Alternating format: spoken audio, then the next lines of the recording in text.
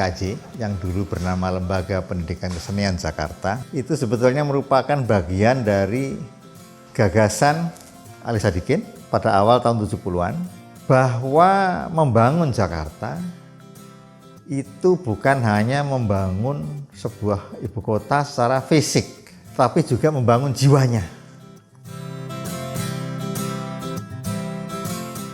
IKJ itu adalah tempat kesenian bisa dihadirkan sebagai materi pendidikan demi regenerasi dan kepentingan masa depan. Kemudian di sana pula lahirnya Fakultas Film yang dulu bernama Departemen Sinematografi IKJ dan kemudian sekarang menjadi Fakultas Film dan TV.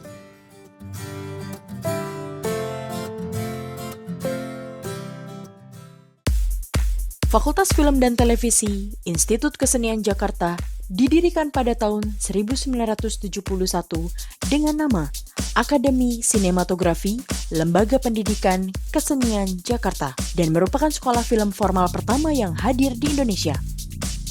Lembaga pendidikan film ini dibentuk oleh 10 tokoh perfilman nasional seperti D. Jayakusuma, Khalid Arifin, Sumanjaya, Misbahyu Sabiran, D.A. Pransi, M.D. Alif, Sutomo Ganda Subrata, Sumarjono, dan lainnya.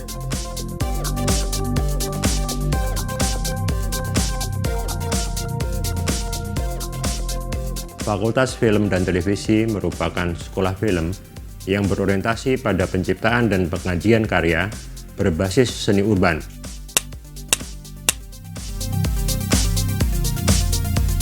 Untuk menjalankan visi tersebut, tentu dibutuhkan misi, yaitu menyediakan dosen berkualitas dan berkualifikasi, selalu bertumpu pada sains, teknologi, dan selalu mengikuti perkembangan dinamika industri, serta membentuk mahasiswa memiliki daya kreasi yang tinggi. Kalau melihat internalnya ini kayak dunia gila gitu. Merefleksikan gambar film. Selama 4 tahun masa perkuliahan, mahasiswa secara bertahap akan mendapatkan kemampuan filmes melalui pemahaman teori serta praktek, baik yang bersifat individu maupun kolaboratif. Pencapaian di tahun pertama adalah penguasaan dasar-dasar pembuatan film. Di tahun kedua, mahasiswa diajarkan tentang konsep serta desain pembuatan film yang kemudian diterapkan ke dalam kegiatan praktika terpadu.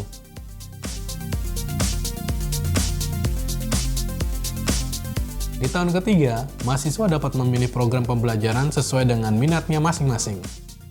Program Studi Strata 1 memiliki 11 peminatan yang dapat langsung dipilih oleh mahasiswa sesuai dengan minat utama dan kompetensi yang dimilikinya, yaitu penyutradaraan. Berarti ada 9 shot lagi kita ambil sekarang di bawah ini. Produksi,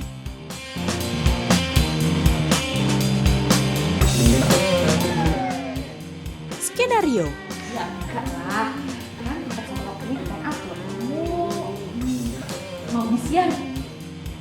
kamera,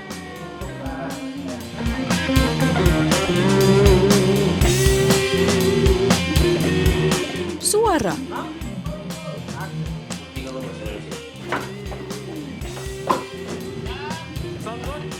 artistik,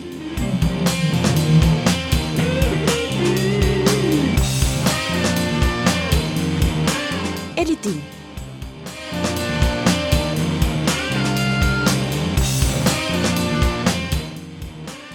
dokumenter,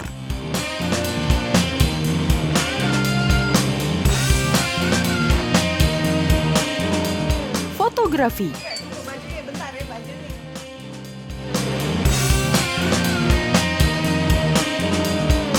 kajian sinema,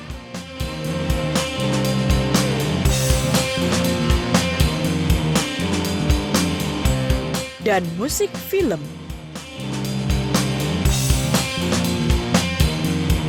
Di tahun keempat, mahasiswa diharapkan telah mampu menguasai teori serta ilmu pembuatan film. Siap mempraktekannya langsung di lapangan dalam kegiatan stase serta pembuatan tugas karya akhir.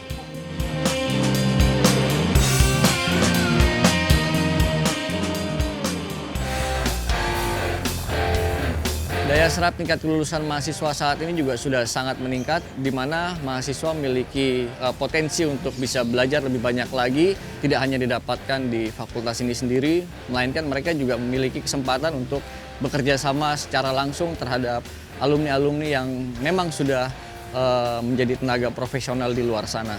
Saya rasa sudah banyak terbukti gitu bahwa orang-orang yang bisa bertahan dan tetap konsisten di dunia film saat ini adalah mereka yang bersekolah di Institut Kesenian Jakarta. Ketika saya lulus, saya juga punya pengalaman yang lebih jauh tentang bagaimana seorang pembuat film memposisikan dirinya. Sehingga mereka bisa menjadi sinias yang lebih baik lagi untuk membangun perfilman Indonesia semakin jaya.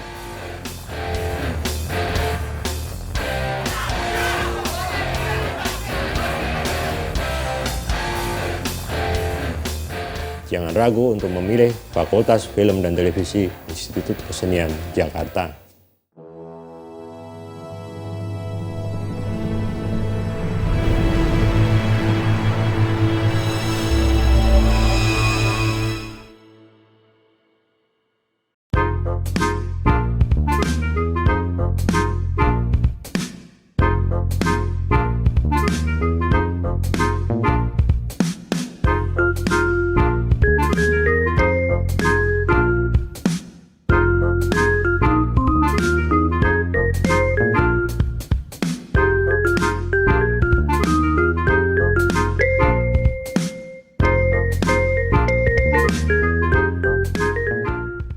Bapak Ibu, teman-teman keluarga besar Sivitas Akademika Institut Kesenian Jakarta yang tahun ini merayakan 50 tahun emas. Salam debur ombak.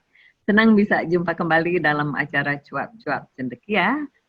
Dan saya host Anda, Deborah Yatim. Kali ini kita akan bercuap-cuap dengan seorang cendekia muda.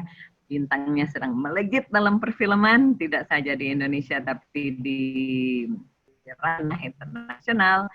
Beliau adalah Weregas Banuteja, saudara yang karya tugas kuliahnya di Institut Kesenian Jakarta malah meraih sekian hadiah internasional. Wah, tepuk tangan untuk Mas Regas. Apa kabar Mas Regas? Apa kabar hari ini? Selamat pagi Mbak Debra, kabar baik. Baik, cerah Debra, apa ceria. kabar? Aku baik, meskipun COVID makin meninggi tapi kita tetap semangat. Hari ini dapat kabar bahwa bioskop kembali tutup. Itu gimana kalau bagi seorang sutradara itu kabar buruk atau kabar membuka kesempatan?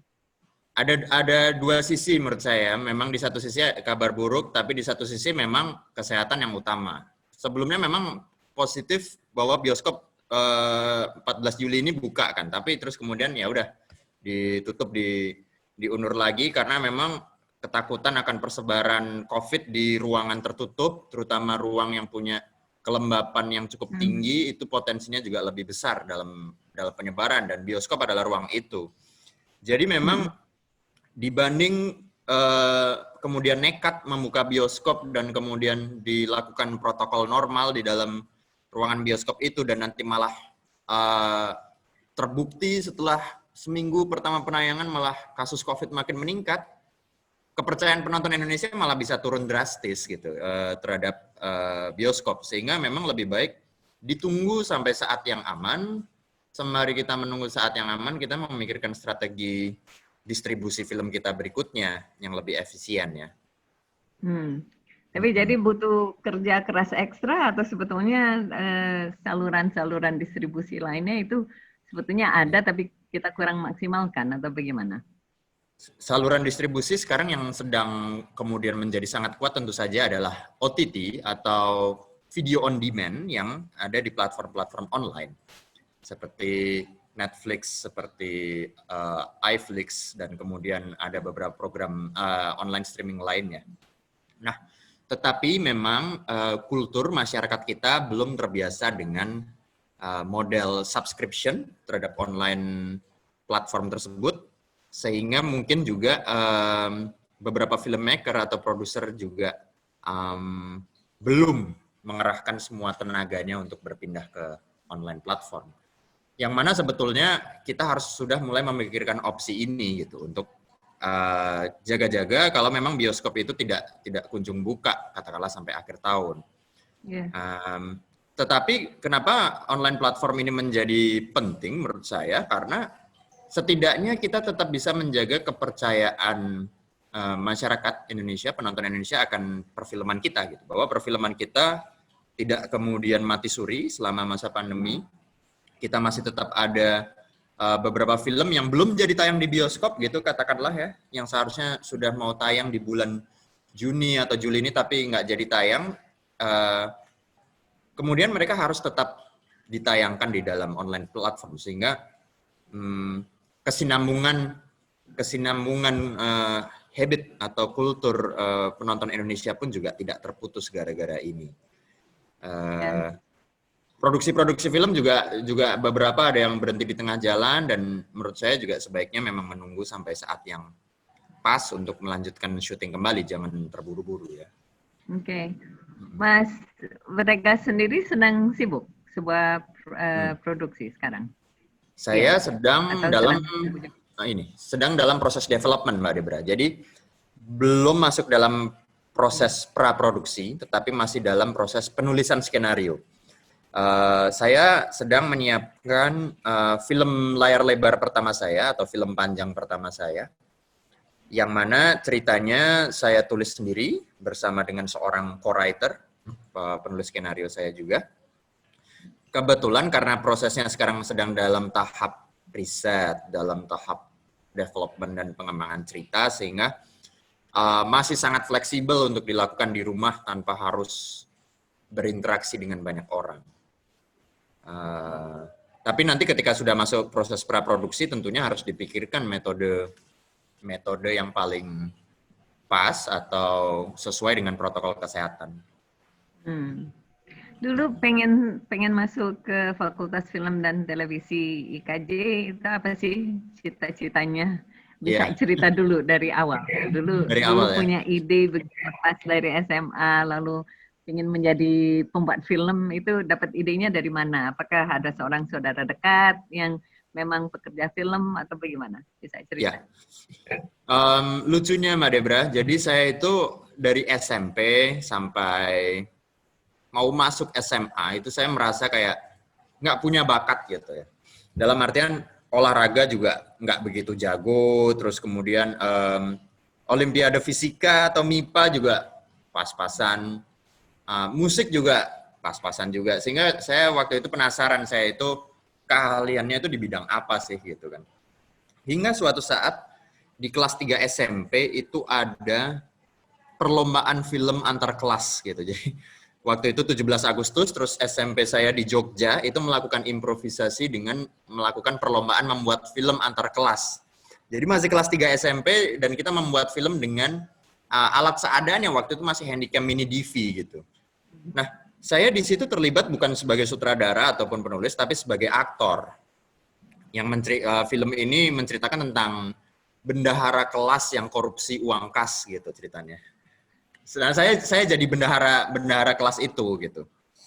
Nah, ketika saya menjadi aktor, kok saya malah jadi cenderung lebih sering mengatur-ngatur sutradara dan kameramennya ya. Jadi, shotnya harusnya begini, adegannya nggak harusnya begini gitu.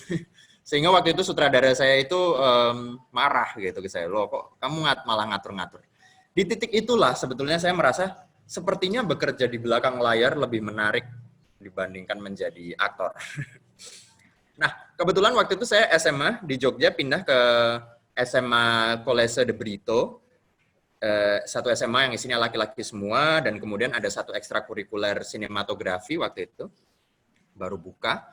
Dan saya ikut, dan saya mulai membuat film pendek seusai pulang sekolah waktu itu. Nah, disitulah pertama kali saya menemukan passion, ini sepertinya passion saya menikmati proses membuat film, saya menikmati ketika menunjukkan film ini ke penonton, dan saya pengen kuliah di IKJ. Namun ketika saya mau kuliah di IKJ, bapak dan ibu saya melarang saya, karena mereka belum terbiasa dengan anggota keluarga yang kuliah di sekolah film atau sekolah seni, sehingga mereka tidak sure dengan kira-kira masa depannya itu seperti apa. Nah, untuk membuktikan kemantapan pilihan saya, waktu itu saya membuat 10 film pendek waktu SMA untuk sebagai bentuk pembuktian. Di film pendek saya yang ke-10, film pendek tersebut masuk nominasi kompetisi nasional gitu di Jakarta, pelajar satu Indonesia begitu ya. Nah, di titik itulah akhirnya ibu saya bilang, kalau memang ini passionmu ya jangan kecewakan ibu. Buktikan kalau pilihanmu ini benar. Nanti kamu masuk IKJ, saya antar pendaftarannya, tapi jangan kecewakan ibu atas pilihanmu ini. Dan akhirnya di situ saya daftar IKJ, keterima, dan saya memeluk ibu saya gitu. Wah, iya, saya nggak akan kecewakan ibu lah. Terima kasih udah mempercayai saya buat kuliah di sini gitu. Oke. Dan waktu sudah masuk kuliah itu sesuai harapan, sesuai apa yang dicita-citakan. Iya. Ini adalah suatu pengalaman baru ya bagi saya untuk berkuliah di IKJ, terutama tidak hanya di IKJ tentunya, karena hidup di Jakarta tentu saja menjadi suatu pengalaman yang baru juga, karena sebelumnya saya hidup di Jogja, kota yang lebih tenang, yang lebih tidak macet gitu, dan dinamikanya juga tidak secepat Jakarta. Sehingga proses penyesuaiannya dua, antara di kota Jakarta sendiri dan tentu saja di IKJ sendiri. Di awal yang paling saya rasakan berbeda dari kondisi SMA adalah tentu saja teman-temannya. Teman-teman yang ada di IKJ adalah orang-orang yang berasal dari seluruh daerah di Indonesia dan memiliki latar belakang kreativitas dan juga pola pikir yang berbeda-beda juga. Sehingga tidak semua ideal atau tidak semua standar atau tidak semua selera yang menurut saya itu saya suka itu cocok di teman-teman gitu, sehingga proses diskusi dan perdebatan ketika membuat film atau ketika memikirkan suatu tugas itu pasti selalu mengalami perdebatan yang cukup panjang. Tidak seperti waktu SMA yang kemudian teman-temannya lebih memiliki satu selera yang sama. Tapi saya rasa justru malah hal ini membuat saya kemudian mendapat perspektif lain dan point of view lain dan tidak kukuh atau pakem di perspektif dan pola pikir saya sendiri ya. Dengan perbenturan dari berbagai background dan latar belakang teman-teman, justru pemikiran saya kemudian menjadi lebih kaya. Selain itu, tentu saja kalau di bidang pelajaran atau kurikulum pasti saya mendapatkan banyak hal yang baru. Semua standar menggunakan kamera celluloid, saya mendapatkan dasar seni film sejarah mulai dari Lumiere, Méliès, Griffith, Godard, dan lain-lain, semua saya mendapatkannya. Dan tentunya tidak hanya tentang teori film, tapi sedikit-sedikit pun kami juga mendapat tentang filsafat, psikologi, dan antropologi di situ. Sehingga hal ini juga memperkuat fondasi untuk membuat film ya. Anda waktu waktu kuliah pernah bikin film senyawa ya, film 16 cm. Waktu itu pengen sendiri karena rasa penasaran atau itu penugasan dari dosen? Waktu itu memang itu ada jadul amat gitu. Jadi di setiap semester 4 itu Mbak Debra, itu waktu di zaman saya itu adalah ibaratnya masa ujian terberat di dalam masa perkuliahan, karena kita memang diwajibkan untuk membuat film dengan seluloid 16 mili waktu itu. Tujuannya apa? Adalah tujuannya supaya kita memang belajar prosedur-prosedur klasik atau prosedur-prosedur yang tradisional untuk membuat film dengan semua disiplin yang ada, mulai dari loading seluloid ke dalam kamera, lalu mengukur fokus dengan fokus puller begitu ya. Semua disiplin itu memang ada dengan bahan baku yang sangat terbatas. Waktu itu hanya disediakan 2 roll seluloid yang masing-masing berdurasi 10 menit saja. Berarti totalnya 20 menit. Yang mana proses penyutradaraan pun juga harus dipikirkan secara matang supaya tidak terjadi pembuangan shot atau pembuangan adegan ketika syuting. Nah, inilah yang membuat kami waktu itu sangat deg-degan dan sangat cukup tertekan gitu ya. Wah, tidak seperti digital. Ketika digital kita merekam dan kemudian bisa mendelete sesuka kita jika kita tidak suka. Ini tidak bisa di-delete dan hasilnya juga harus diproses di lab dulu untuk dilihat. Nah, beruntungnya waktu itu saya menjadi angkatan terakhir yang menggunakan seluloid 16 mm. Angkatan di bawah saya itu sudah tidak menggunakan seluloid karena laboratorium pencucian film di Jakarta di tahun tersebut sudah tutup.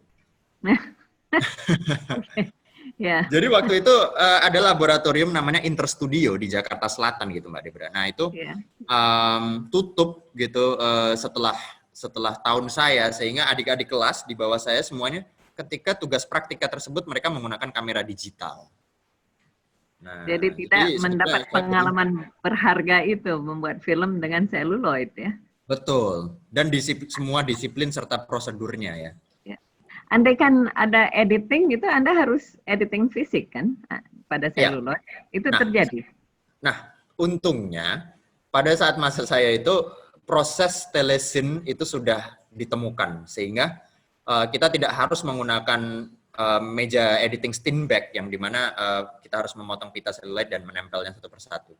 Untungnya proses telesin di mana seluloid itu ditransfer secara digital dulu itu sudah bisa dilakukan sehingga kita bisa mengeditnya di komputer, di Premiere gitu. Meskipun mengeditnya tentu saja dengan data digital, tetapi bahan baku perekaman tetap seluloid.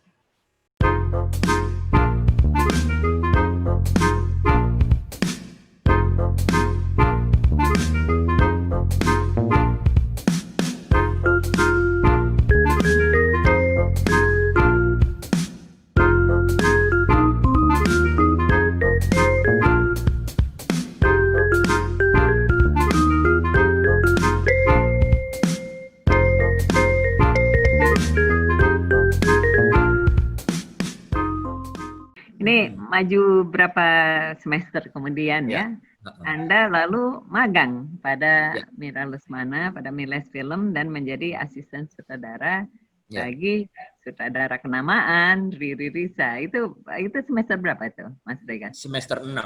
Semester 6. Kenapa dari seluruh siswa yang ada, kenapa Anda yang dipilih oleh Mas Riri? Prosesnya cukup lucu waktu itu. Memang kita seharusnya di semester 7 itu ada mata kuliah yang disebut magang atau stase. Namun saya waktu itu ibaratnya terlalu cepat gitu, terlalu cepat mengambil mata kuliah tersebut di semester 6. Jadi mengapa begitu adalah suatu hari di semester 5 atau semester 6 kalau nggak salah saya nonton teater di Salihara. Saya pergi ke Salihara gitu ya. Terus kemudian di situ saya melihat Mas Riri Riza sedang menonton juga gitu. Sedang menonton juga teater tersebut. Terus saya mendatangi dia dan memperkenalkan diri dan kemudian saya bertanya, Mas, dalam waktu dekat apakah ada produksi film layar lebar? Saya ingin ikut dan magang di dalamnya. Ada, kami mau syuting film Sokola Rimba tentang suku anak dalam di Jambi gitu. Boleh saya ikut nggak Mas gitu? Oh, kalau kamu mau ikut, tunjukkan dulu karya kamu gitu. Waktu itu Mas Riri Riza bilang gitu. Saya lihat dulu film pendek kamu supaya saya bisa lihat kamu ini orangnya seperti apa.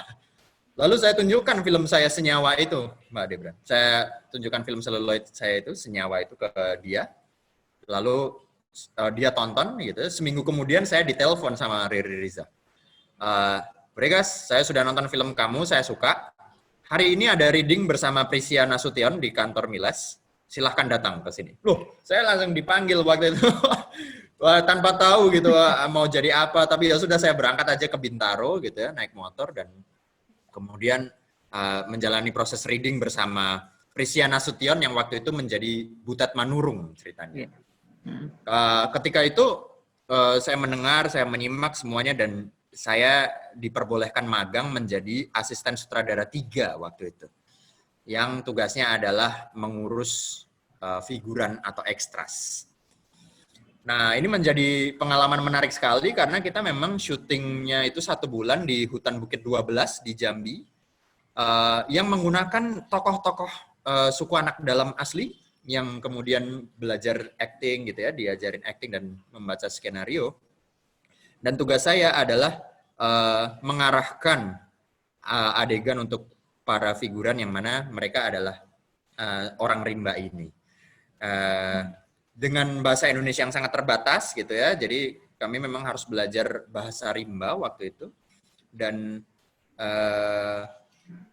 pengalaman yang menarik karena kita hidup berdampingan bersama mereka pada saat itu dengan kemah, dan kita juga memakan hewan buruan di sana yang mereka masak, kita mandi di sungai, dan kemudian juga mengikuti beberapa ritual yang mereka lakukan.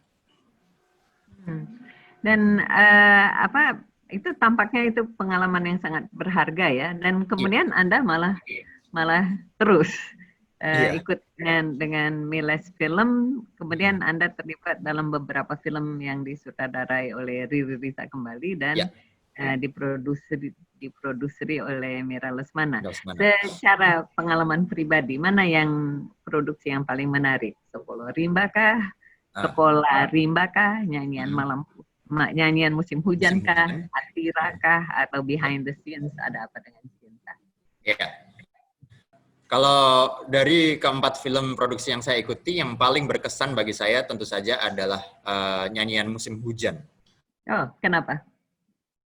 Nyanyian Musim Hujan itu saya sudah dipercaya menjadi asisten sutradara 2, dan di produksi tersebut menceritakan tentang bencana banjir yang terjadi di Jakarta. Sehingga kita harus membuat satu set di studio alam yang mana set tersebut nanti akan dibanjiri.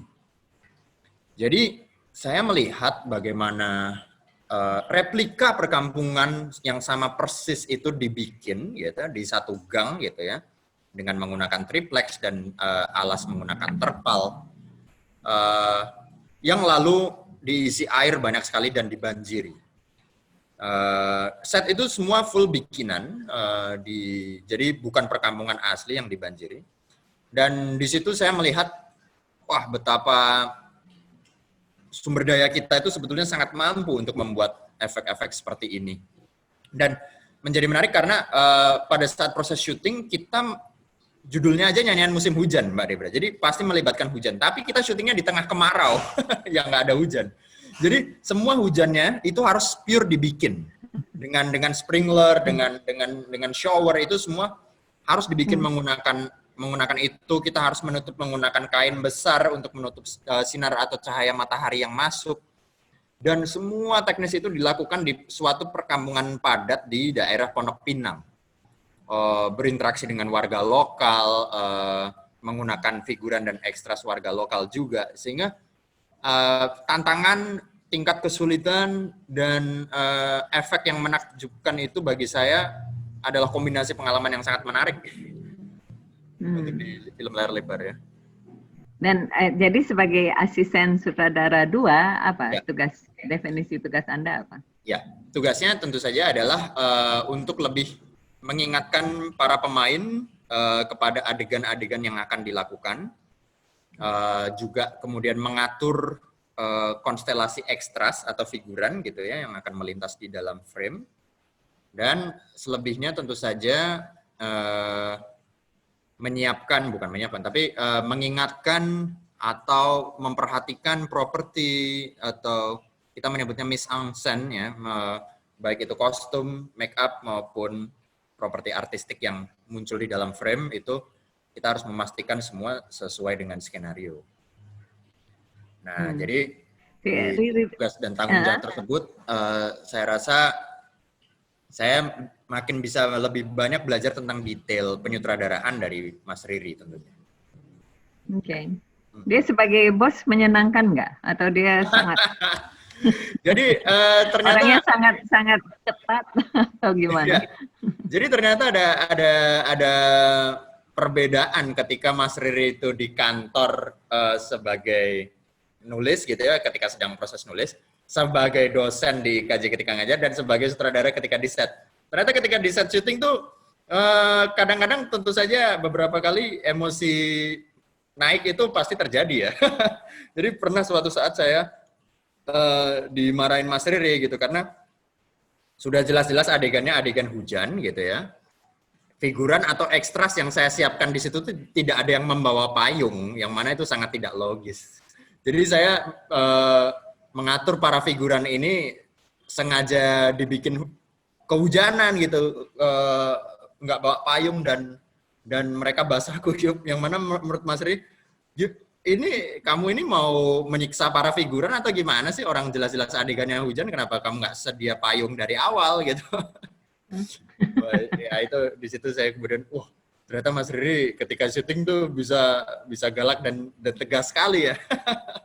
Tapi dia bos yang sangat menarik karena dia terus mengajari saya sebetulnya ketika syuting.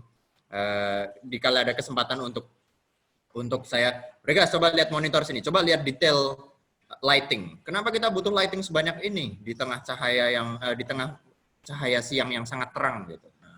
Hal-hal seperti itu dia selalu menyempatkan diri untuk mengajari. Oke, jadi Anda sangat beruntung ya. Di tengah masa kuliah juga Mas Regas tahun 2017 kalau nggak salah mendapat kesempatan untuk mengikuti lokakarya film di Turin di Italia. Itu gimana prosesnya? Caranya, ceritanya bagaimana sampai Anda yang terpilih dan berapa lama pergi? Ya. Nah, untungnya itu adalah setelah saya lulus. Jadi 2014 saya lulus. 2014 saya lulus. Setelah itu saya bekerja di Miles Film sambil membuat beberapa film pendek gitu ya. Lalu di tahun 2017 saya mengikuti lokakarya di Torino yang kita sebut dengan Script Lab atau Laboratorium Pengembangan Skenario. Nah, sebetulnya di situ itu adalah suatu, bisa kita bilang workshop, bisa kita bilang residensi, yang memfasilitasi kita untuk mengembangkan skenario film panjang pertama kita. Jadi waktu itu kami membawa sebuah ide cerita berupa skenario, bahkan belum skenario bentuknya, masih berupa treatment, sebuah treatment untuk film panjang pertama saya. Dan Torino Film Lab sebagai lembaga itu membuka pendaftaran bagi sutradara-sutradara yang ingin membuat film pertamanya dengan cara mensubmit skenario ini. Torino Film Lab lalu kemudian melihat gitu ya skenario ini dan tertarik, dan dia menyeleksi saya untuk ikut Torino Film Lab waktu itu. Waktu itu saya bersama dengan produser Mira Lesmana dan juga co-writer saya Daud Sumolang berangkat ke Turin. Yang sebetulnya kotanya untuk workshop itu tidak hanya di Turin, tetapi ada di 3 negara berbeda. Yang pertama ada di Yunani, di sebuah kota bernama Lavrion. Setelah itu ada di Prancis, di sebuah kota bernama Bretagne. Lalu yang ketiga adalah di Turin, di Torino sendiri di Italia. Jadi di situ kami bertemu dengan beberapa mentor, Mbak Debra. Mentor penulis skenario internasional dari Jerman, dari Prancis, dari Italia. Yang kemudian akan memberikan input, comments, dan juga beberapa teori tentang script writing. Tujuannya untuk apa? Tujuannya tentu saja untuk mempertajam skenario yang sedang kita buat pada saat itu. Jadi isinya adalah proses diskusi, benar-benar proses diskusi. Saya mengungkapkan apa yang saya ingin utarakan dari skenario ini, lalu mereka memberikan sanggahan, dan juga ada komentar-komentar dari para peserta lain dari seluruh dunia. Dan di penghujung acara lokakarya tersebut ada sebuah proses yang disebut pitching. Nah, pitching ini skenario kita yang sudah digarap selama 9 bulan proses tersebut dipitchingkan kepada produser-produser film internasional. Tujuannya untuk jika mereka ada yang tertarik untuk menjadi co-producer, mereka bisa meng-approach kita setelahnya. Jadi di proses itu saya belajar bagaimana benar-benar membedah skenario dan juga bagaimana membuat skenario kita itu bisa universal dan bisa dipahami oleh perspektif orang yang tinggal di luar Indonesia. Oke. Karena kalau di skenario saya buat ya dengan mindset, yang kemudian memahami cerita ini adalah orang yang sudah terbiasa, maksudnya orang yang tinggal di Indonesia dengan kulturnya, dengan waktu itu saya memasukkan beberapa kultur seperti kultur Jawa, ruatan ganti nama gitu misalnya, tentang ruatan ritual penggantian nama seseorang, yang mana itu kurang dipahami oleh orang-orang dari Eropa atau dari Amerika Latin misalnya. Nah, bagaimana cara supaya saya bisa mentransfer pengetahuan ini ke dalam bentuk skrip dengan metode yang efisien, tidak rinci, tidak bertele-tele. Gitu. Nah, itu di situ saya belajar banyak tentang metode-metode atau cerita yang Anda bawa apa? Di skrip yang Anda bawa? Waktu itu cerita yang saya bawa adalah cerita tentang paman saya yang dipaksa oleh keluarga menjalani ritual ganti nama, atau kalau di Jawa disebut ruatan.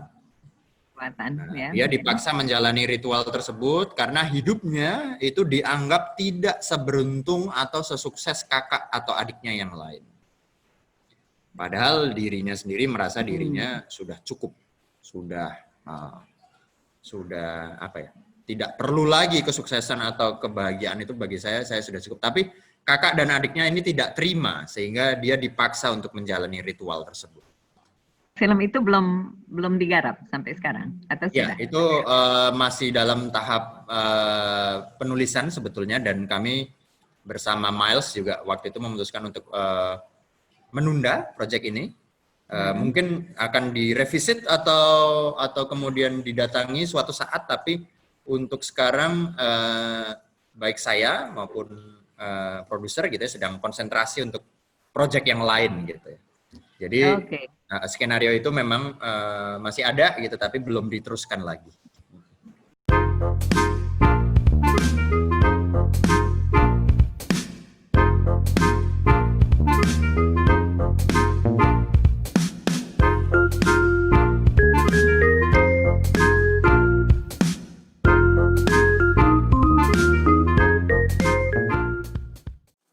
Ibu ki sejatine arep menehi kowe kabeh. Ning dudu wujud omah apa lemah.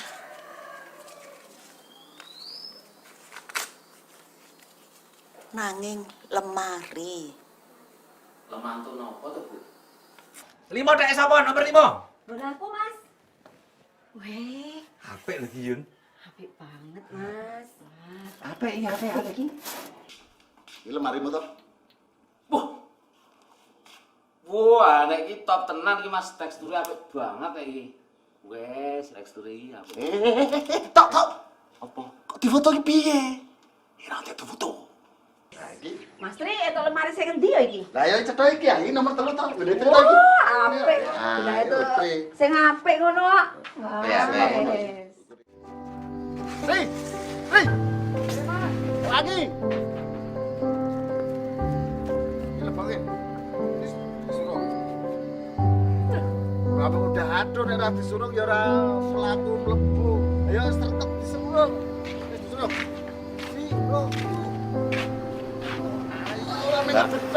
Pasti guys, saiki kegiatannya apa tuh? Yo, isih ngono kan. Dodolan bensin ngono.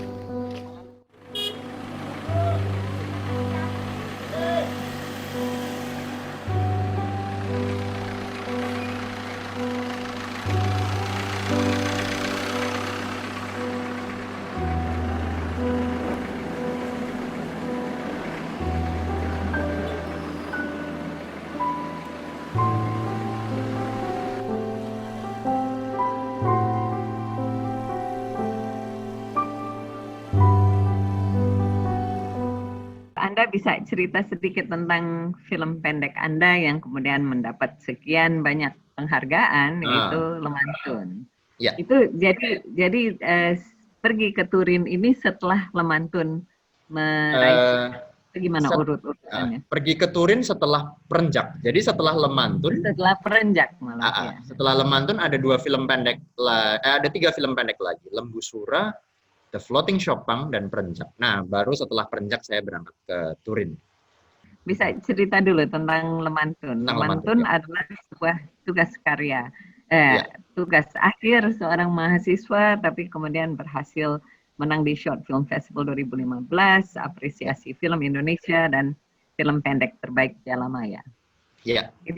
Dapat idenya dari mana dan lulusnya dapat nilai berapa dari dosen, dan apakah dosen terkecoh ternyata orang-orang ahli di luar sana yang menganggap ini hebat, bagaimana ceritanya? Iya. Memang sebagai satu bentuk tugas atau syarat kelulusan S1 di KJ, saya harus membuat satu film pendek yang mana bebas ceritanya atau temanya dari manapun. Waktu itu saya ingin mengawali sebuah cerita dari sesuatu yang saya dekat dengan saya dan saya kenal betul. Nah, waktu itu saya kemudian mencari kisah apa yang bisa saya ceritakan. Lalu saya teringat suatu peristiwa di tahun 2011. Ketika malam Lebaran, saya pulang ke rumah keluarga besar saya di Solo. Di situ, eyang putri saya, nenek saya, itu membagikan suatu warisan kepada 8 orang anaknya. Warisan ini bukan berupa tanah, bukan berupa rumah, melainkan berupa lemari. Nah, lemari ini adalah suatu lemari yang dibeli oleh eyang putri dari ketika melahirkan seorang anak, dia beli satu lemari baru. Lahir anak kedua, beli satu lemari lagi. Anak ketiga, satu lemari lagi. Sehingga sekarang terkumpul 8 lemari di rumah besar tersebut. Nah, lemari-lemari ini akan dibagikan ke 8 orang anak ini, supaya mereka tidak saling iri hati akan bentuk atau ukuran lemarinya. Eyang putri saya membuat sebuah kertas undian waktu itu.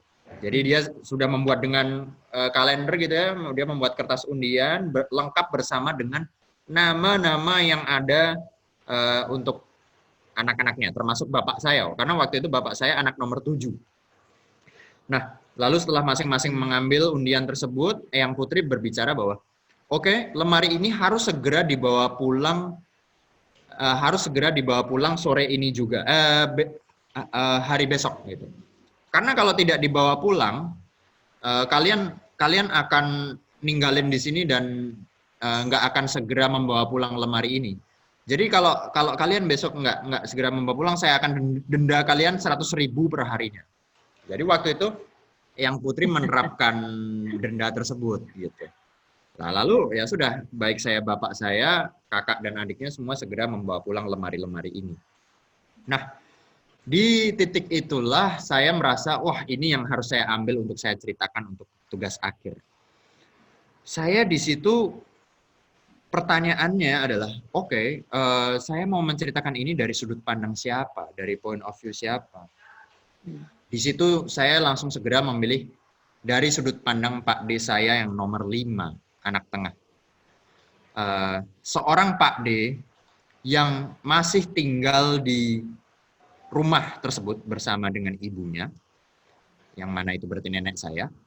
Dia tidak menikah, dia tidak memiliki pekerjaan yang katakanlah seperti kakak adiknya, pekerjaan di kantor maupun wira swasta, dia tidak, karena dia adalah seorang penjual voucher pulsa waktu itu di rumah. Namun dia memiliki tugas untuk menjaga ibunya yang sudah tua dan sakit. Nah, ketika disuruh membawa pulang lemari ini, dia merasa bingung mau dibawa pulang kemana, orang saya tidak punya rumah.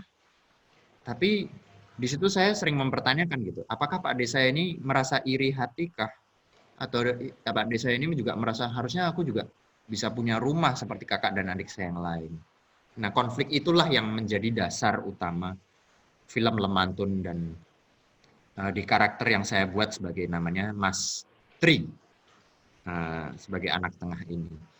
Nah, ketika membuat film tersebut, saya mencoba untuk tidak bertanya kepada nenek saya atau kepada Pak D saya mengenai warisan lemari ini. Motivasinya kenapa kok lemari yang dibagikan itu, saya tidak mencoba bertanya ke mereka, tapi saya mencoba untuk menafsirkan menurut saya sendiri. Dan saya mencoba memaknai bahwa lemari ini adalah suatu simbol dari rahim. Suatu simbol dari rahim ibu. Manusia, menurut Jacques Lacan, manusia memiliki kerinduan yang sangat besar untuk bisa kembali ke dalam rahim ibu. Mengapa? Karena di dalam rahim ibu kita mengalami suatu situasi yang sangat utuh, situasi yang terlindungi, situasi di mana kita tidak perlu mencari makan maupun pekerjaan. Semua sudah tercukupi oleh ibu.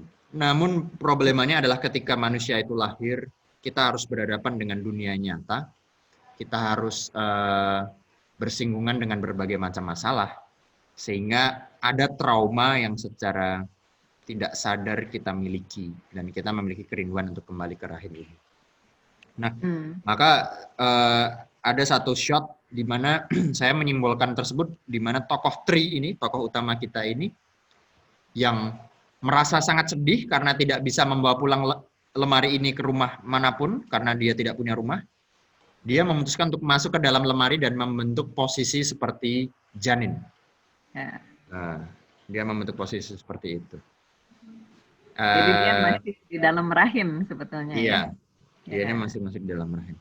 Dan baru di adegan tersebut, setelah kemudian dia mendengar ibunya terjatuh di kamar mandi dan kemudian dia menolong ibunya, disitulah titik dia menyadari bahwa memang peran saya itu sangat kecil. Peran saya mungkin tidak sebesar kakak atau adik saya, tapi dalam peran saya yang kecil ini, saya bisa memberikan kebahagiaan atau makna untuk ibu saya sendiri. Seseorang yang mengasuh saya dari kecil, dan ini adalah saat saya untuk membalas budi pada dia. Dan bagi saya, memang peran saya yang kecil ini adalah cukup. Di titik itulah dia merasakan suatu kecukupan. Nah, ini sebetulnya ini kan syarat sekali dengan kebudayaan dan sensibilitas Jawa, ya. Apakah menurut kritikus yang Anda kemudian ketemu, apakah mudah diterjemahkan oleh orang non-Jawa, orang Eropa, non-Indonesia? Apakah mudah mereka menerjemahkan dan menerima pesan tersirat dari film Lemantun yang dalam ini?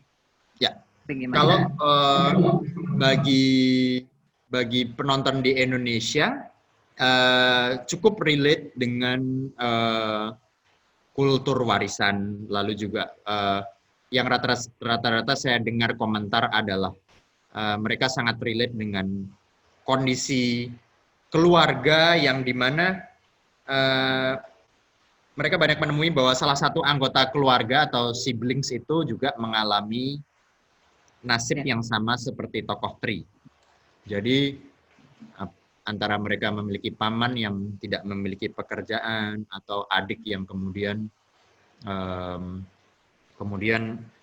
pekerjaannya selalu berganti-ganti gitu misalnya ya, sehingga hal ini kemudian menjadi relate untuk penonton Indonesia. Namun kalau penonton Eropa saya rasa agak ada berjarak karena kultur untuk berkumpul keluarga seperti itu ya, maksudnya kumpul keluarga besar lagi dan kemudian ada pembagian warisan itu jarang ditemui. Mereka kemudian sudah cenderung fokus gitu ya kepada keluarganya masing-masing, keluarga inti masing-masing, dan keluarga besar itu menjadi prioritas nomor 2. Namun yang mungkin penonton internasional bisa relate adalah karena mereka memposisikan empatinya adalah pada tokoh Tri ini. Sehingga memang dengan jokes atau obrolan yang sendau gurau yang dilakukan para karakter, mereka tidak begitu paham ya. Tapi melihat Tri sebagai tokoh yang di situ terlihat paling minor dibanding kakak dan adiknya yang lain, dan tujuannya dia sangat jelas, dia juga ingin membawa pulang lemari itu, kemudian cukup mudah bisa dipahami oleh penonton internasional pada saat itu.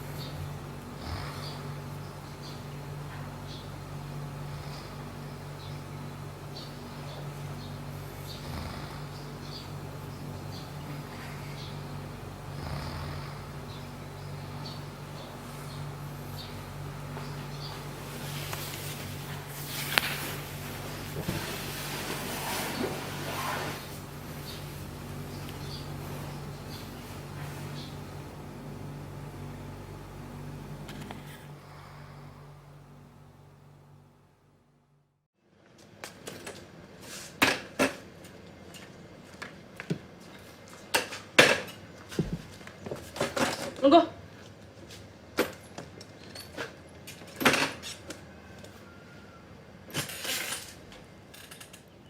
Aku tenan pengen njaluk tulung kowe. Aku lagi butuh duit tenan dan ra iso ngenteni suwe. Ki aku duwe korek. Sak batang regane 10.000. Arang tenan. Nggo apa nek nggo aku? Gah ku ra iso.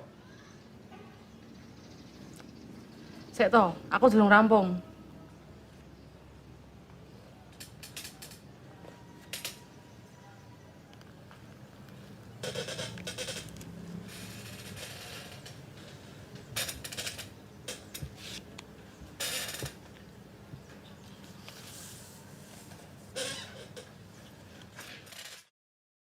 Reception dari penonton asing di festival terhadap Lembu Sura dan terhadap Perenjak, mana yang paling mudah pesan intinya yang mereka terima?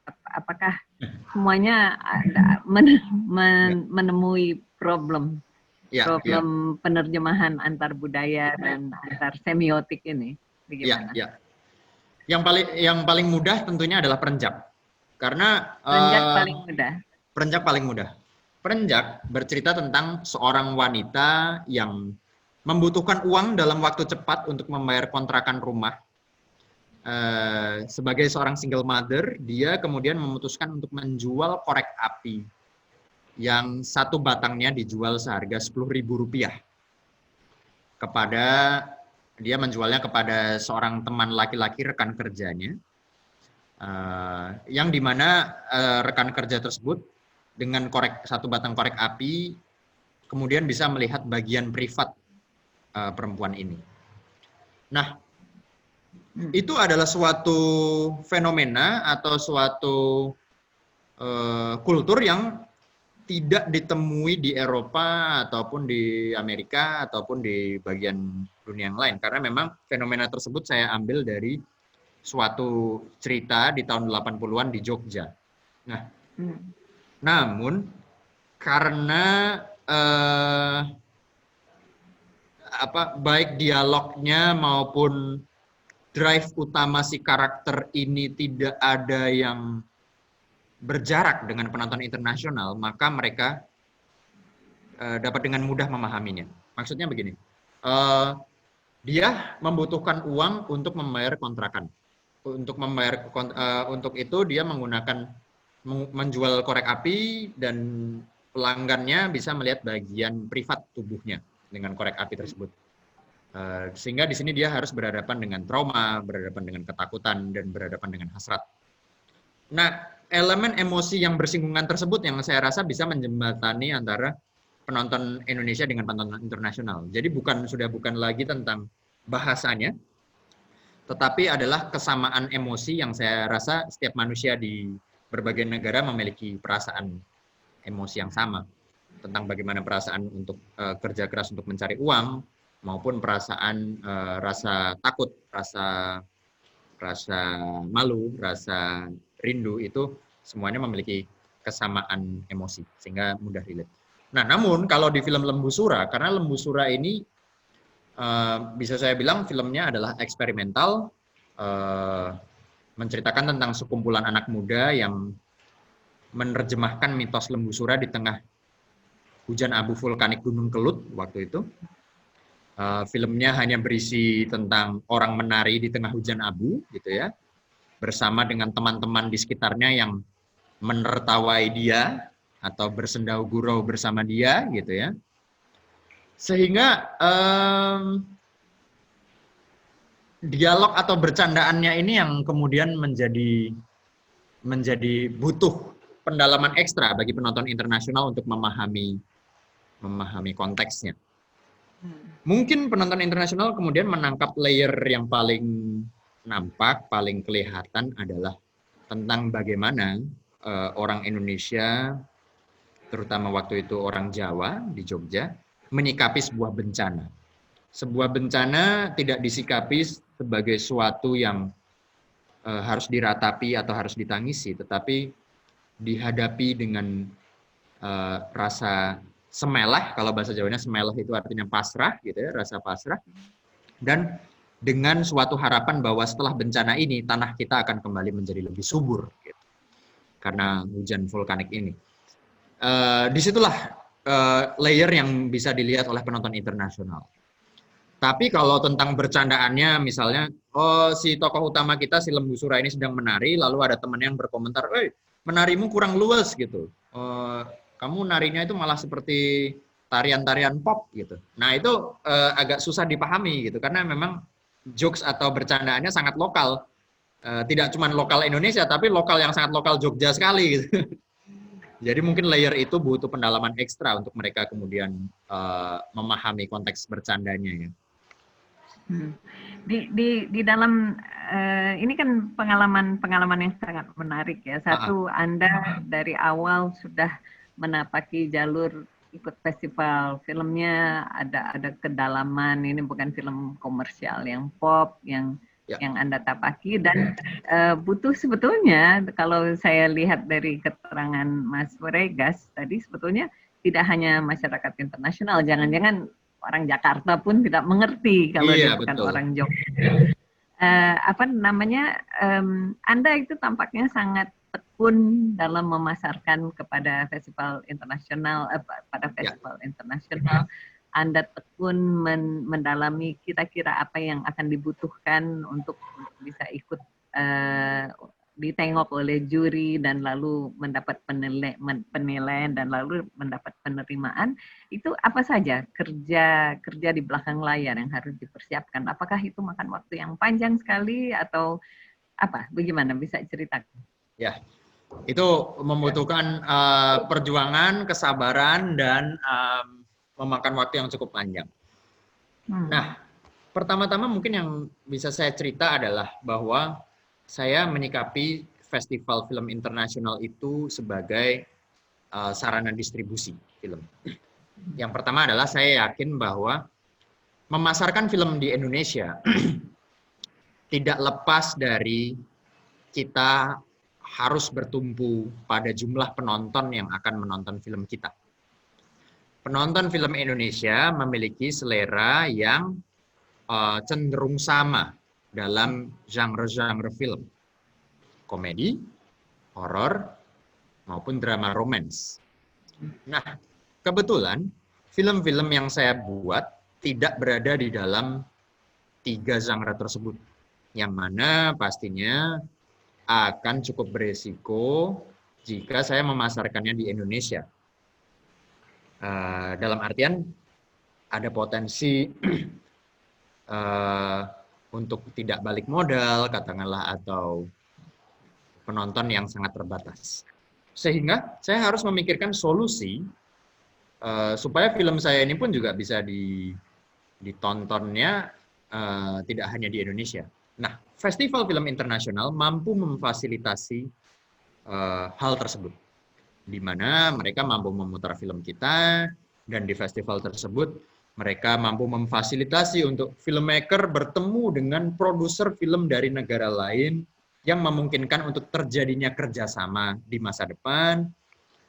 lalu juga memfasilitasi untuk bertemu dengan media atau wartawan yang kemudian memperluas exposure karya atau film kita. Sehingga saya berpikir inilah pasar saya, gitu. Inilah market saya. Nah, untuk itu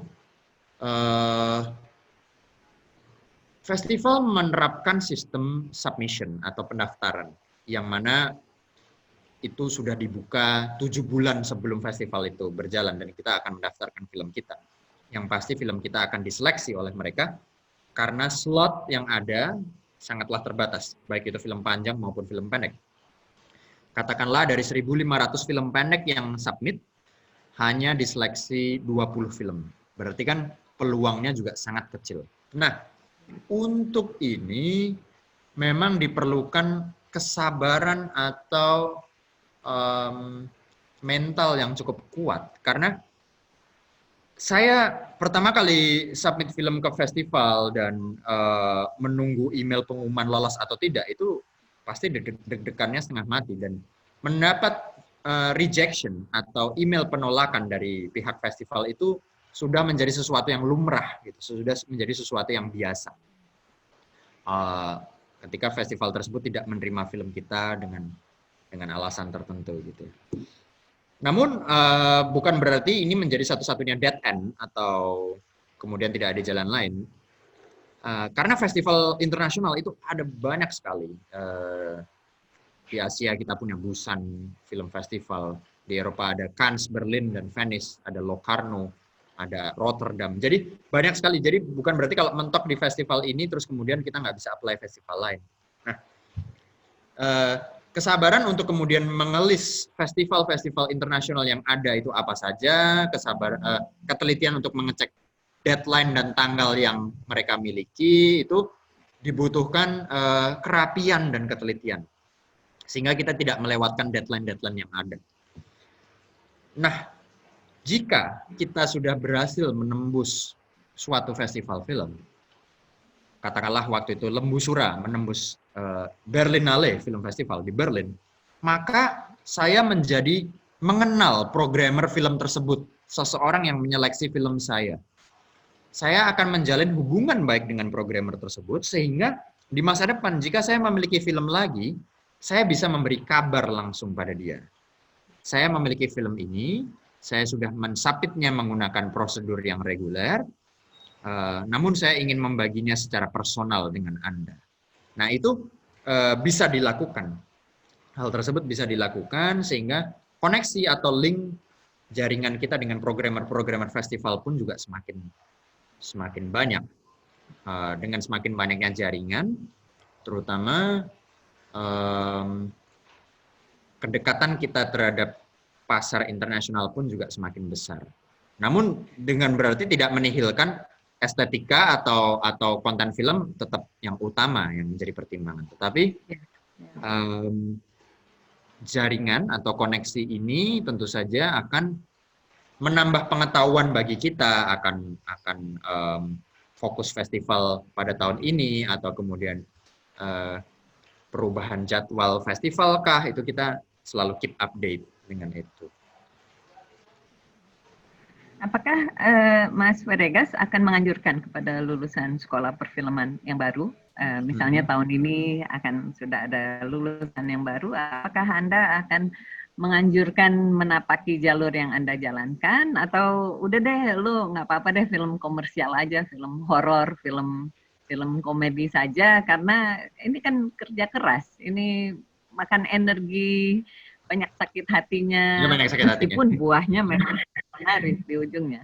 Itu bagaimana? Misalnya ada anak lulusan IKJ tahun ini, ya. Apakah Anda akan menganjurkan melakukan hal yang sama yang Anda telah lakukan? Ya, yang mungkin saya tanyakan dulu kepada mereka adalah di mana hatimu, gitu. Dalam artian tidak semua orang itu memiliki passion yang sama di bidang, kita menyebutnya art cinema, ya, art cinema. Dan tidak semua orang punya selera atau hati yang sama juga dalam membuat film komersial.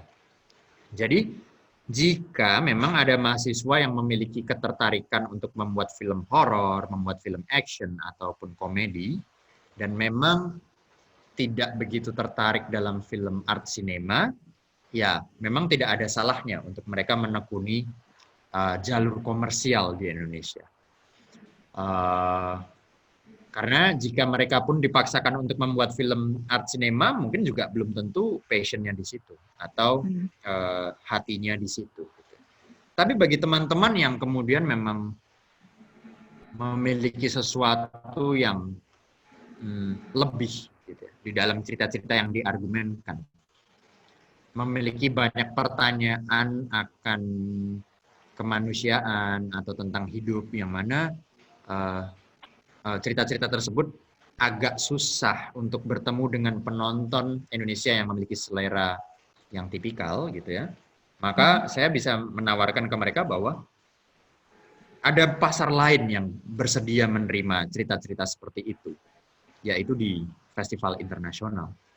Sehingga jika memang passion teman-teman di situ, bukan berarti jalan tersebut tidak ada uangnya gitu. Jadi bukan berarti bahwa jalan tersebut adalah jalan sunyi yang tidak menghasilkan banyak uang. Tidak juga. Kita melihat beberapa film internasional yang tayang di festival seperti film Parasite dari Bong Joon-ho, ataupun film Roma karya Alfonso Cuarón, ataupun Shoplifters dari Koreeda Hirokazu di Jepang, mendapatkan kedua belah irisan pencapaian di festival maupun penjualan secara komersial. Sehingga jalur alternatif di festival tersebut juga sudah harus mulai dipertimbangkan sebagai satu opsi untuk kemudian kita juga bisa mendapatkan pendapatan dari situ. Gitu. Bahwa penonton-penonton internasional sudah lebih terbuka terhadap cerita-cerita alternatif dan kita bisa memasarkan film kita di mereka. Jadi barangkali film kita di Indonesia penontonnya sangat sedikit. Namun dengan penonton internasional yang besar dibantu dengan distributor dari Eropa katakanlah atau sales agent gitu ya. Kita bisa mendapatkan keuntungan juga dari situ.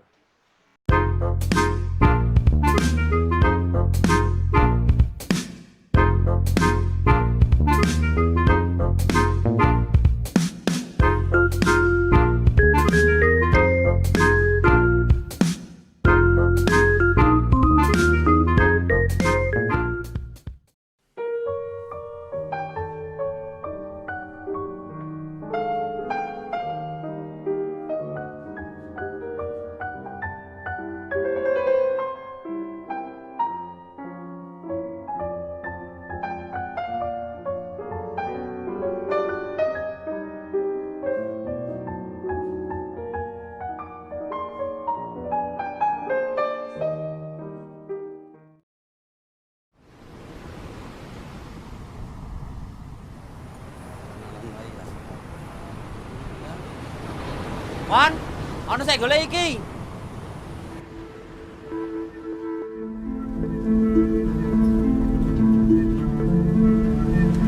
Itu piro? Sekawan, Pak. Papat.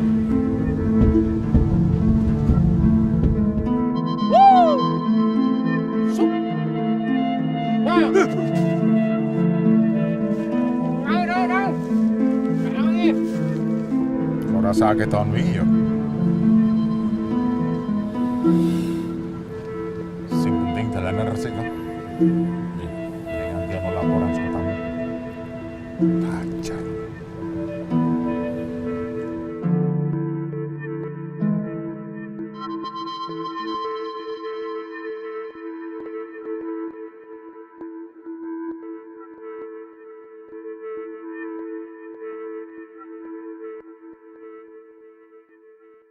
Apakah Anda, Mas Brega sendiri tidak tertarik untuk mencoba jalur yang satu lagi? Ini kan Anda jelas art yang penuh penelusuran psikologis, sosiologis, antropologis.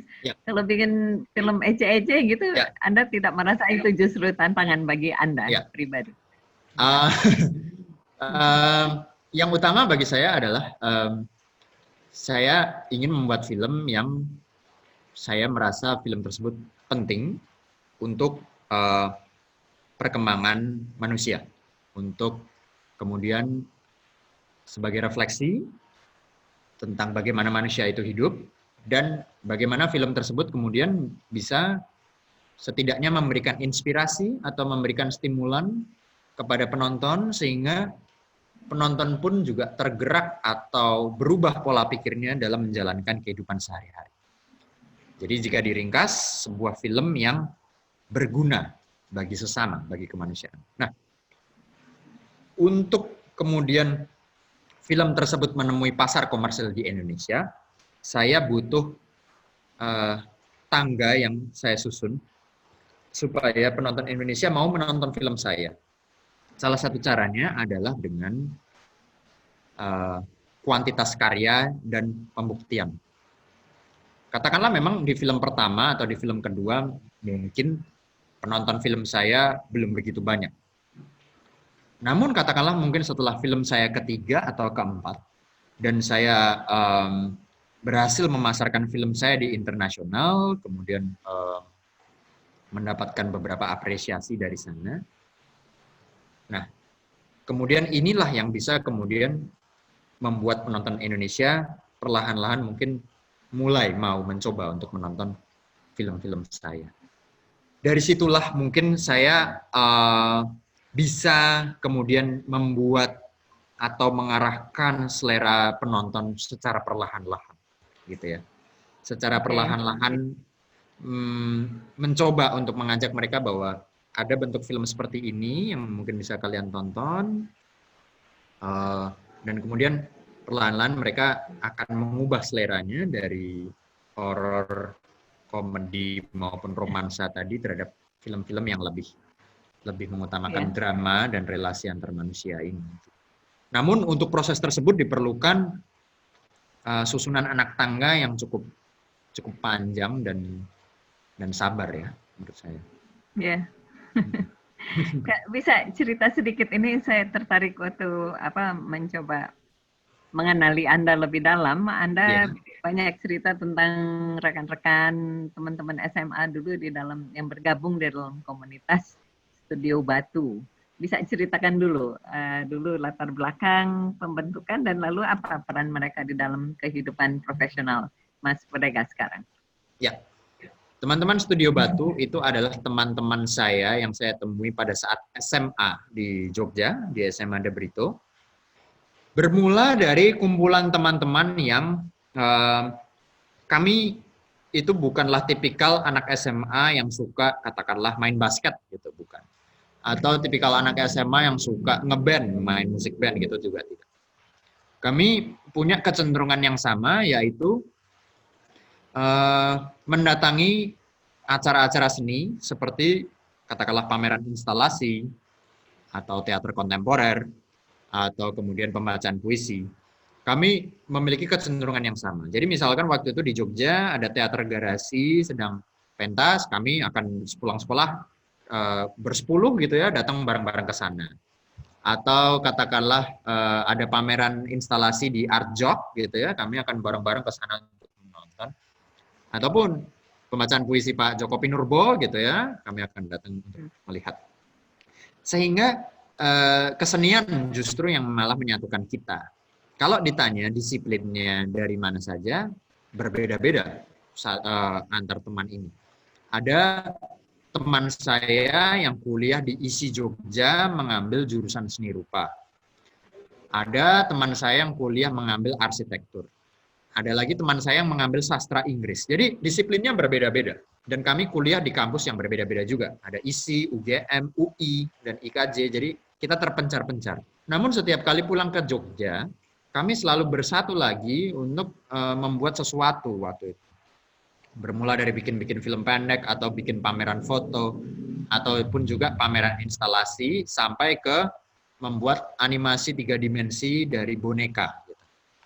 Nah, lalu di situ kami sepakat untuk mendirikan bagaimana kalau kita membuat suatu studio yang lebih cenderung ke arah kolektif seni. Bukan suatu production house, bukan suatu katakanlah klub teater, tapi kita ya memang suatu kolektif yang memfasilitasi berbagai disiplin kesenian. Lalu kami memutuskan untuk membuat Studio Batu ini. Waktu itu saya lupa kenapa namanya Batu gitu. Waktu itu teman saya bilang, ya karena ini kita sebagai batu yang menjadi batu loncatan kita untuk karir berikutnya. Saya lupa, pokoknya waktu itu nggak banyak perdebatan dan langsung kita tetapkan aja Studio Batu. Gitu.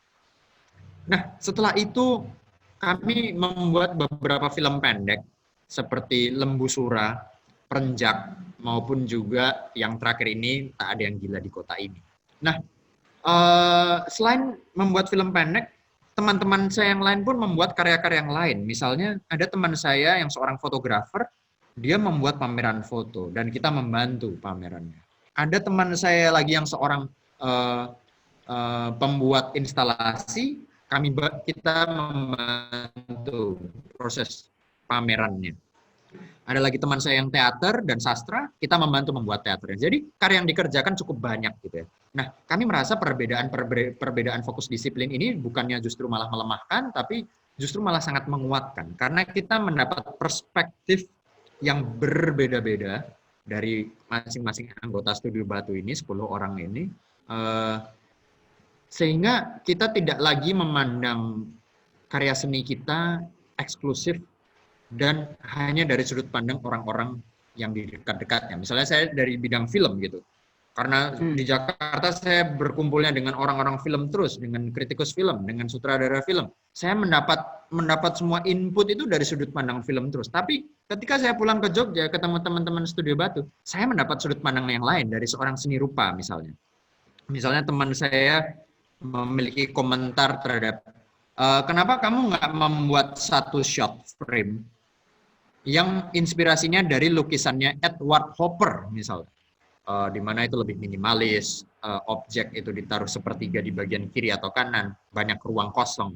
Nah, dia misalnya ada input itu. Ataupun dari teman saya yang di bidang sastra gitu misalnya, dia sastra Inggris, dia kemudian menceritakan saya tentang Hamlet gitu, yang mana dramaturginya bisa dipakai ke dalam suatu skenario film.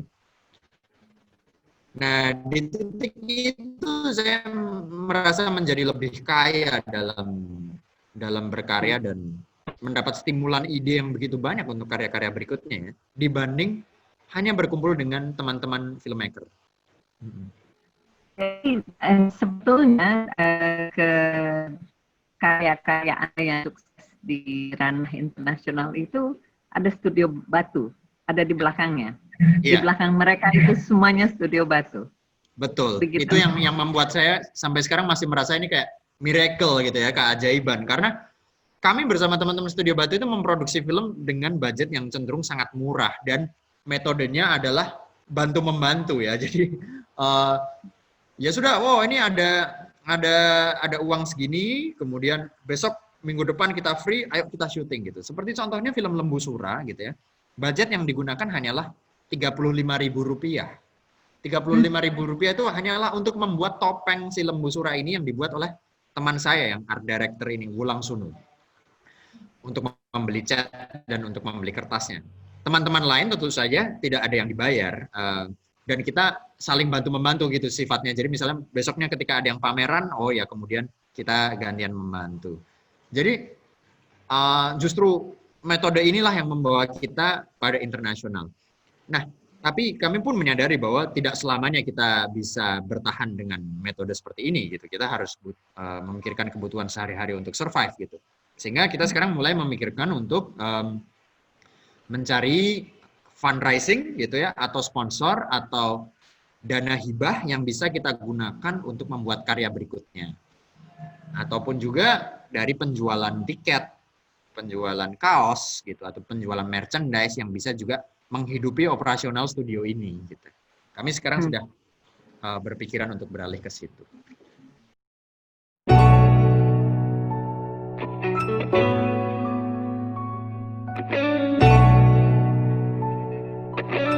Oke, teman-teman, terima kasih sudah menunggu, maaf lama. Selamat datang di IG Live perdana Studio Batu yang judulnya adalah Lempar Batu. Malam ini kita akan bicara-bicara bersama Bregas Banyumili, Deja, Dan Banyumili. langsung di sini bersama saya di Studio Batu. Kita akan bicara oh ya. Nah, miring. Mantap. Sorry ya, ini sambil di...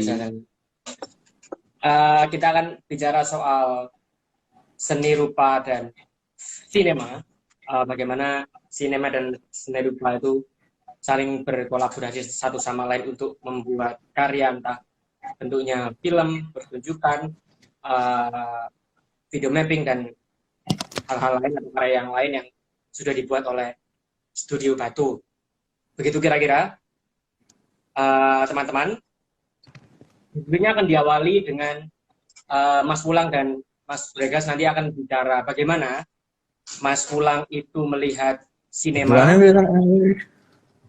dan bagaimana Bregas melihat seni rupa, entah secara langsung dalam kekaryaannya atau dalam kehidupan sehari-hari. Kita mulai dari Bregas dulu mungkin, bagaimana Bregas melihat seni rupa. Silakan. Oke. Tampaknya seru ya, jadi di dalam kehidupan profesional Anda ada memang ketemu dengan Miles dan Riri, jauh di latar belakang ada Studio Batu. Betul. Andaikan sekarang ada seorang anak SMA yang masih bingung, bakat saya nggak di olahraga, bakat saya nggak di musik, bakat saya nggak di matematika, Mas Bregas akan menganjurkan apa kepada dia? Dan lalu terus dia bilang saya ingin jadi seniman gitu. Apa nasihat Anda kepada seorang anak muda itu? Ya, yang perlu saya tetapkan di mindset mereka, misalnya mereka ingin ke bidang seni, saya perlu bercerita bahwa seni dapat mampu menghidupi. Peluang sekarang untuk kita bisa bekerja di bidang seni atau bertahan hidup melalui seni sangatlah terbuka lebar. Dari segi seni rupa, pekerjaan untuk menjadi desain grafis ada di mana-mana. Tentu saja tidak menutup kemungkinan untuk sebagai seniman mandiri yang kemudian membuat lukisan atau instalasi dan mampu dipasarkan di berbagai art exhibition di Indonesia maupun di luar, peluangnya juga sangat besar. Yang di bidang teater juga sangat besar, yang di bidang musik juga dapat dilakukan, ya. Sehingga semua itu mampu menghidupi jika memang kita memiliki kepercayaan. Kalau misalnya kita memiliki keraguan di tengah-tengah, memang tentu saja usaha kita tidak akan berjalan 100% ya. Ketika kita menemui kegagalan, kalau kepercayaan kita udah mulai mundur, tentu saja kita akan memutuskan untuk give up atau putus asa. Tapi kalau kita tetap percaya bahwa ya sudah, selama saya persisten dalam memupuk karya-karya saya atau memahat jalur saya gitu ya, saya kira kita bisa tetap hidup dari film ini, karena zaman dan teknologi sekarang ada bukannya justru untuk memangkas kesenian, tetapi ada untuk lebih memfasilitasi kesenian. Nah, sekarang tinggal bagaimana kreativitas kita sebagai pembuat itu yang harus terus diasah, harus senantiasa berkembang mengikuti perubahan zaman. Namun akar tradisi dan akar budaya kita setidaknya harus kuat terlebih dahulu, sehingga dengan perkembangan teknologi, perkembangan zaman, kita dapat luwes menyesuaikan tanpa kehilangan akar kita. Dan pertanyaan terakhir, karena waktunya sudah melampaui 60 menit yang kami janjikan di awal. Peran sebuah Institut Kesenian Jakarta yang menjadi penyemai para pelaku kesenian di masa depan. Menurut Mas Bregas, hendaknya harus bagaimana? Satu, kita menghadapi tantangan besar akibat COVID-19, tapi juga kita menghadapi pasar yang lebih baru, kita menghadapi tantangan dunia internasional. Busan telah berbicara, Tokyo sudah lama berbicara, tapi Indonesia tampaknya belum terlalu berbicara di panggung internasional. Apa peran sebuah Institut Kesenian Jakarta menurut pandangan Anda? Ya, Bagi saya IKJ memiliki kekuatan yang sangat besar dalam seni yang tradisional sudah mengakar sejak lama di Indonesia. Kita memiliki semua pengetahuan, semua sumber daya manusia yang sejak lama berkarya dan menjadi pengajar di IKJ, dan juga pengetahuan-pengetahuan itu senantiasa ditularkan kepada bibit-bibit baru ini, kepada mahasiswa-mahasiswa baru ini. Menurut saya yang perlu kemudian ditingkatkan atau kemudian diperhatikan untuk langkah ke depan tentunya adalah supaya kita selalu update dengan perkembangan zaman. Perkembangan zaman meliputi perkembangan teknologi, mengikuti perkembangan ilmu pengetahuan, perkembangan isu, situasi dunia, perkembangan pola pasar, ya, perkembangan market, perkembangan habit penonton ataupun penikmat seni. Kita harus senantiasa mengikuti perkembangan tersebut, sehingga kita pun juga bisa memanfaatkan kekuatan tradisi kita tadi itu yang sudah mengakar sejak berpuluh-puluh tahun yang lalu itu untuk kemudian dimasukkan ke dalam perkembangan zaman ini. Nah, bagi saya yang saya paling dapatkan dari IKJ adalah saya mendapatkan akar. Akar terutama kalau dari sini adalah dari segi sinema.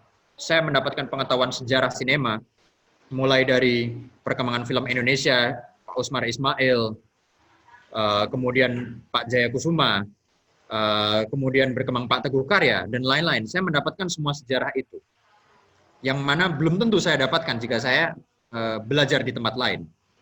Selain sejarah dan akar tersebut, saya juga mendapatkan banyak sekali disiplin bidang ilmu yang lain di luar kesenian, terutama di luar film. Saya mendapatkan filsafat, saya mendapatkan psikologi, saya mendapatkan sosiologi.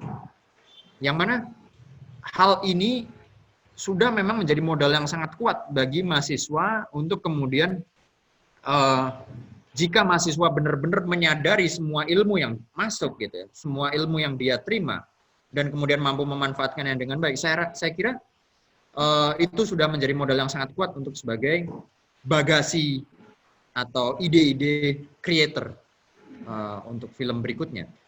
Namun semua hal tersebut, semua fondasi tersebut, saya kira tidak akan bisa relevan jika kita tidak senantiasa mengikuti perubahan zaman.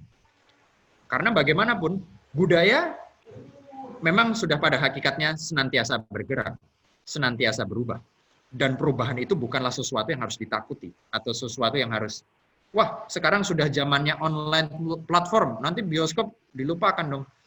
Sudah bukan lagi saatnya kita memikirkan hal tersebut. Tapi bagaimana caranya kita berpikir bahwa dengan metode media online platform yang muncul misalnya, kita tetap bisa menerapkan ideal-ideal yang kita miliki, ilmu pengetahuan yang kita miliki, ataupun argumen yang kita miliki tentang kemanusiaan melalui platform tersebut.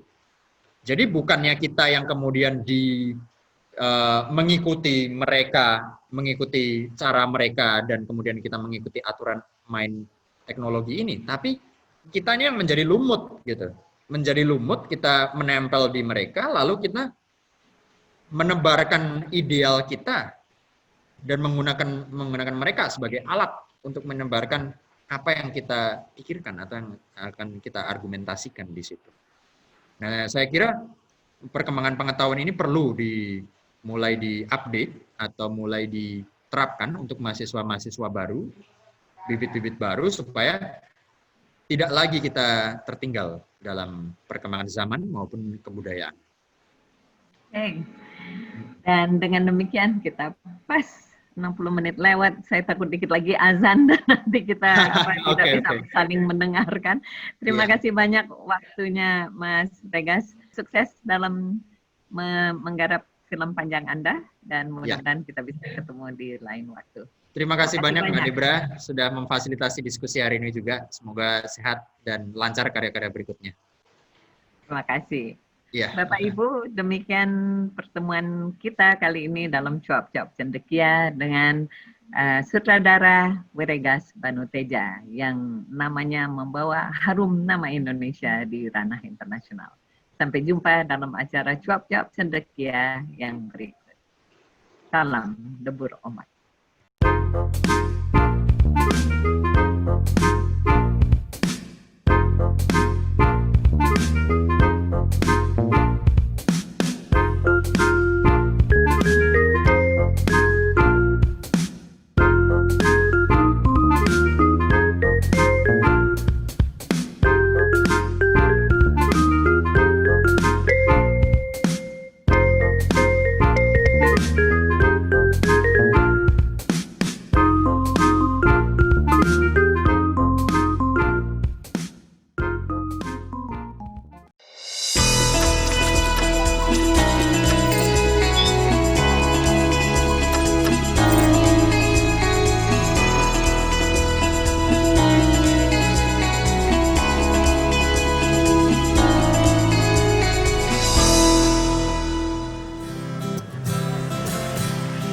IKJ yang dulu bernama Lembaga Pendidikan Kesenian Jakarta itu sebetulnya merupakan bagian dari gagasan Ali Sadikin pada awal tahun 70-an bahwa membangun Jakarta itu bukan hanya membangun sebuah ibu kota secara fisik, tapi juga membangun jiwanya. IKJ itu adalah tempat kesenian bisa dihadirkan sebagai materi pendidikan demi regenerasi dan kepentingan masa depan. Kemudian di sana pula lahirnya Fakultas Film yang dulu bernama Departemen Sinematografi IKJ dan kemudian sekarang menjadi Fakultas Film dan TV.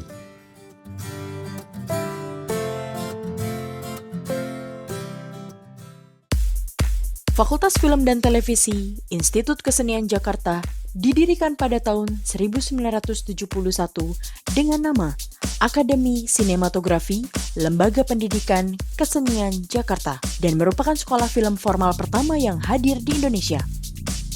Lembaga pendidikan film ini dibentuk oleh 10 tokoh perfilman nasional seperti D. Jayakusuma, Halid Arifin, Sumanjaya, Misbahyu Sabiran, D.A. Pransi, M.D. Alif, Sutomo Ganda Subrata, Sumarjono, dan lainnya.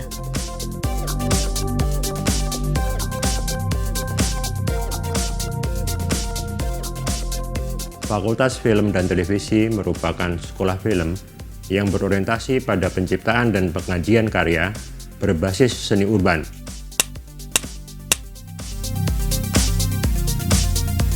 Untuk menjalankan visi tersebut, tentu dibutuhkan misi, yaitu menyediakan dosen berkualitas dan berkualifikasi, selalu bertumpu pada sains, teknologi, dan selalu mengikuti perkembangan dinamika industri, serta membentuk mahasiswa memiliki daya kreasi yang tinggi. Kalau melihat internalnya ini kayak dunia gila gitu. Merefleksikan gambar itu lebih cepat. Selama 4 tahun masa perkuliahan, mahasiswa secara bertahap akan mendapatkan kemampuan filmes melalui pemahaman teori serta praktek, baik yang bersifat individu maupun kolaboratif. Pencapaian di tahun pertama adalah penguasaan dasar-dasar pembuatan film. Di tahun kedua, mahasiswa diajarkan tentang konsep serta desain pembuatan film yang kemudian diterapkan ke dalam kegiatan praktika terpadu.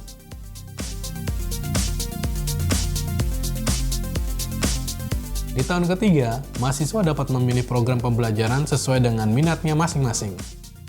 Program Studi Strata 1 memiliki 11 peminatan yang dapat langsung dipilih oleh mahasiswa sesuai dengan minat utama dan kompetensi yang dimilikinya, yaitu penyutradaraan. Berarti ada 9 shot lagi kita ambil sekarang di bawah ini. Produksi.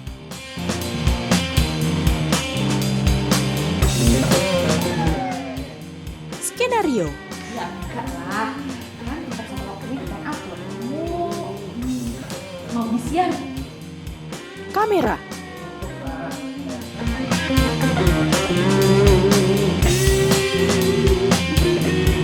Suara.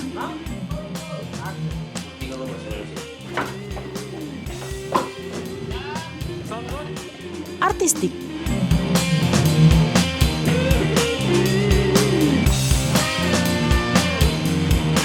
Editing.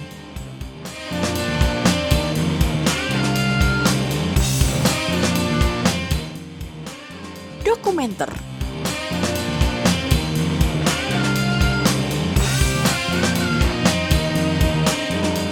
Fotografi.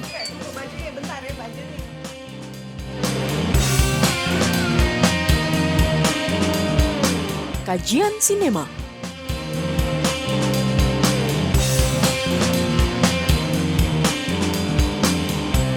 Dan musik film.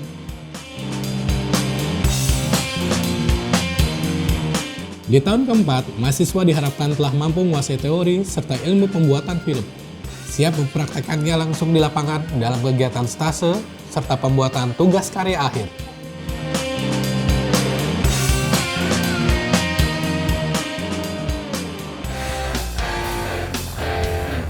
Daya serap tingkat kelulusan mahasiswa saat ini juga sudah sangat meningkat, di mana mahasiswa memiliki potensi untuk bisa belajar lebih banyak lagi, tidak hanya didapatkan di fakultas ini sendiri, melainkan mereka juga memiliki kesempatan untuk bekerja sama secara langsung terhadap alumni-alumni yang memang sudah menjadi tenaga profesional di luar sana.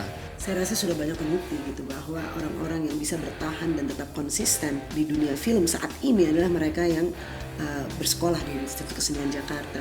Ketika saya lulus, saya juga punya pengalaman yang lebih jauh tentang bagaimana seorang pembuat film memposisikan dirinya. Sehingga mereka bisa menjadi sinias yang lebih baik lagi untuk membangun perfilman Indonesia semakin jaya.